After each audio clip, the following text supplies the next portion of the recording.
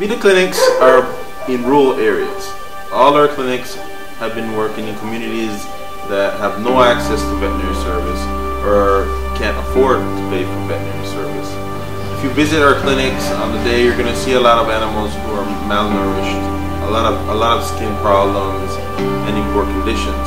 And this does not mean that their owners don't care for their animals. Like I said earlier, it's just that they don't have the possibilities to access for veterinary care. Spay and neuter, which is our #1 service that we provide as a clinic in Vida, is very important, especially for underdeveloped countries.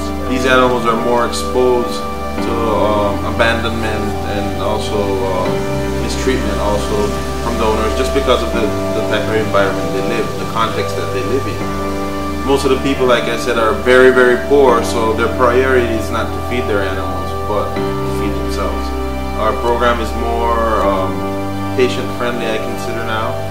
We have a lot more sterile techniques and things that our students or volunteers that come down here are going to put into practice when they get back home or when they get back into vet school. People always ask us, what do the veterinary program volunteers allowed to do during surgery, or what procedures they're allowed to do in our clinics? So the volunteers on our trips get a wide variety of experience. You have a one-on-one with your veterinarian, bilingual veterinarian, certified veterinarian in your country, which gives you the time, the patience, the understanding, and dedicates every detail to that volunteer so they can learn and make sure they take home something when they go back home. In our clinics, in our Vida clinics, there's more to just the hands-on experience during our clinics with animals and all that professional part. There's a more intimate part, like meeting new people, meeting people from different countries, understanding how all this works here in like communities and all the need that they have. You learn different techniques, you learn different approaches for different surgeries. This is what enriches the experience for our volunteers also. That whole, we have variety. We have specialists in cardiology, we have specialists just spay neuter, we have specialists who work with large animals, we have specialists in equine, and this just makes the whole program so diverse and wonderful. What sets our program apart from the other veterinary programs that exist? In our program, our volunteers move from station to station, right? Not just focusing in one area. All volunteers need to understand the importance of each area, the intake area, the surgery area, and the recovery area. In intake, basically we have two types of patients that can come visit our clinics. We have non-surgical patients, or patients that are just coming in for consults, for basic deworming, basic checkup, and then we have our patients that come for surgery. The volunteers help in all aspects of our clinics. They receive our patients, they greet the owners, they get the patient ready for surgery, they practice catheters, intubation, which is a very important, crucial part of the procedure before they come to the surgery area. Once we finish in the surgery area, we move forward to recovery, which is another important part of our clinics. Recovery is a station that has to be monitored constantly because patients are moving from surgery to the area to get recovered. Students and volunteers participating in this area, monitoring our patients, grooming the animals while they're in recovery, cleaning their ears, clipping their nails, monitoring incisions, and just make sure everything is working well here. The veterinary program is divided into two programs. Okay, we have the veterinary program and the advanced veterinary program. People who can join us in the veterinary program would be pre-veterinary students, veterinary students who have not completed their surgical laboratory course, any animal lover who would just want to come over and join and help during their clinics. In the advanced veterinary program, it's more for students who have already coursed through their surgical labs. These students are going to have more open participation, and more active participation during the surgeries to be more accurate with that. Preparation for volunteers starts from the coordinators that we have on campus. While they're on their way here, have an orientation day. On that orientation day, the main objective for that is to prepare the student to open the clinic on the following day.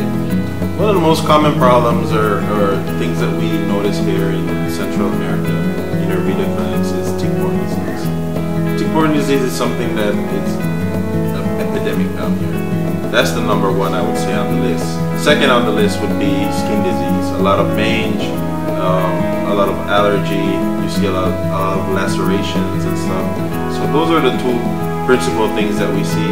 Large Animal Day is one of my favorite days. I think I have in my heart, there's a place for horses, pigs, cows, and it's one of my, like I said, one of the most fun days that we have during our clinics.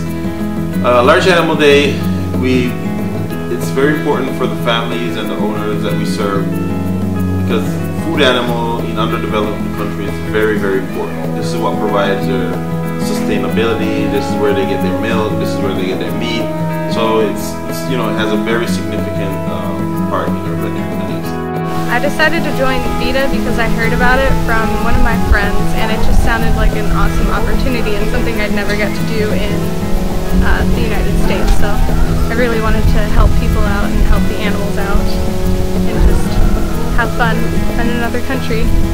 My first Vida trip, I came to Nicaragua, and I loved it so much. The people here are just amazing, and so grateful for what Vida does and all their volunteers do for their communities. I think it's really important to give back to people that maybe can't afford the care that you would give to your own pet. So, and then also traveling is nice too. It's definitely surreal seeing the difference between like what we have in the U.S. and here. There were a lot of people and animals who needed a lot of help here, so I was glad we came here. The orientation was good. I definitely needed the Spanish brushing up. The doctors here are simply hilarious, and they know how to teach, which I believe is really important for doctors and professionals of all sorts of professions. And then one new thing I got to do is practice suturing, so that was also good. The hands-on experience with the animals is definitely a lot more than I've ever had before. So I like that the doctors trust us with doing hands-on procedures. I definitely recognized their need for help, and I was more excited, I guess, about the opportunity to help the people and communicate, try to practice my Spanish. Like, I learned better through doing, so having the opportunity to like put in a catheter and intubate a dog, it's just more effective for me than like watching someone or like reading how to do it in a book. I'm impacting the lives of the people in the community by taking care of their animals. Actually, just being around the animals is my #1 favorite thing. I just have a big passion for them. They always bring a smile to me, no matter how ruckus they're being. You kind of do everything, because the way the vet clinic is set up, you follow the patient that you get from the beginning all the way to the end. So you do intake, the surgery, and then recovery. The doctors were good at helping us stay calm and providing that bridge between the community and us. So there wasn't such a large gap, with the communication. Also showing that people want to help, and people that can help are sweet about it and sympathetic to what they need and what their animals need. And we know what we can do for them. I felt a general sense of joy that I've been able to give back to the community, and also kind of amazement. I've been amazed at how this community stays together and survives, and that they kind of work with us so that we can help them. It's been really cool to see how they build their lives to get by the best they can and provide for their animals the best they can. It will prepare me for my future career as a vet, and I'll always remember things I learned here when I'm working back home.